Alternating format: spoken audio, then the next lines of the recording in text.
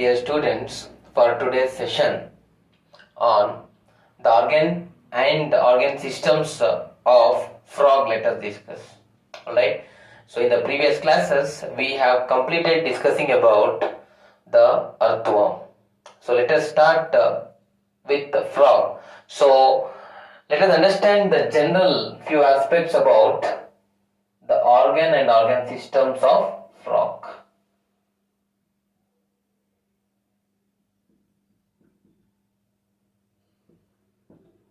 Firstly, we have most important feature is that frog belongs to the kingdom Animalia. Alright, so what I am discussing now is taxonomy. Alright, classification hierarchy from the kingdom till species. Let us understand first. Okay, so let us say the brown frog, which is commonly found, brown frog or Rana tigrina. Alright, so many species are there.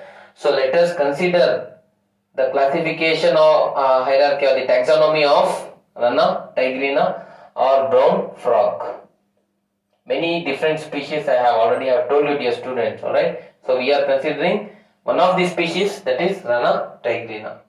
So the phylum, as we all know, it belongs to chordata. Alright, so it has the presence of notochord, so it is classified under chordata. Then the class is amphibia. So here it can survive on both land and also in the water. Okay, this is the class. Then we have the order Ranidae. Okay, we have the order Ranidae. Alright, and order is Anura, family is Ranidae. Family is Ranidae. Alright, dear students, and genus is Rana and the species is Tigrina. So this is just a simple, taxonomy which we have to know about the brown frog. Okay, it belongs to the kingdom Animalia, phylum Chordata, class Amphibia, order Anura. Alright, and family it belongs is Ranidae, genus is Rana, and species is Tigrina. Fine.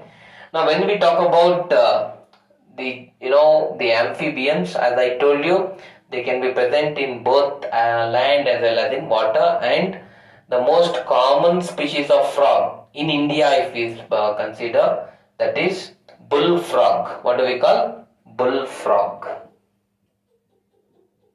It can be, bullfrog can also be called as Rana tigrina. Okay, so it can also be present in North America as well, and also in India also we can find this very commonly. Okay, so that's what. Okay, we have I have just told you the taxonomy as well. Okay, there are so many species like bullfrog, tree frog. Alright, and even based on different climatic conditions, we have different species of frog.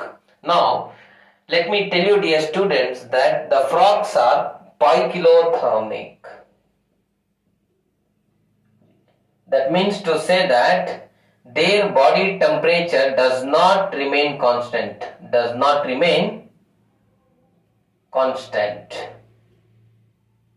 Alright.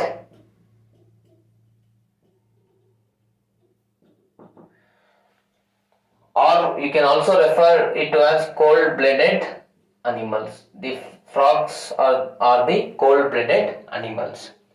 That means their body temperature keeps changing according to the environment they live. Alright, dear students. So that's why I use that term. Their body temperature does not remain constant. Okay. So next point, let me tell you that the color of the body changes while they live in grasses and dry land. Generally, when the frogs live in these two places, grasses and dry land, their color changes. Why they change their body color? Alright, it's an important and interesting aspect for all of us to know, because they know how to protect themselves from their predators or the enemies. Alright, why they change their color? They change their color to protect themselves from the catch of, alright, enemies or predators. Alright, so this is called, alright, as camouflage.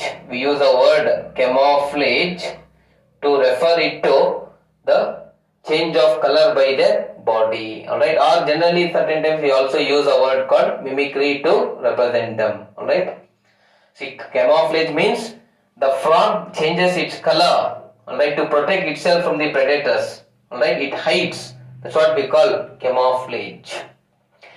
Dear students, the frogs are not seen generally during the peak summer and winter. Peak summer, peak winter we don't find. Peak summer and winter, generally frogs are not to be seen. Then what happens to them? Where do they go? Actually, remember this, during this period they take shelter deep inside the burrows. Alright, they make burrows and go inside the burrows of the soil and stay there. Alright, to protect themselves from what? Extreme heat and cold. Alright, alright, to protect from extreme heat and extreme cold, they survive in the burrows. Alright, so that's what, their activities remain suspended, and very long periods of time they can remain in the burrows. Their metabolic physiological activities will remain suspended, will remain constant. No changes will occur. Whatever state they were, it will be same. So, or it will remain same. So the protection against extreme heat. Alright, if during extreme heat they go inside the burrows and protect themselves, we call this as summer sleep. We call them as what? This concept as summer sleep. Or we can also refer it to as estivation. Remember, dear students. Alright, and to protect from extreme cold also, they burrow and go there and in fact survive for long times until the extreme cold climate is gone away.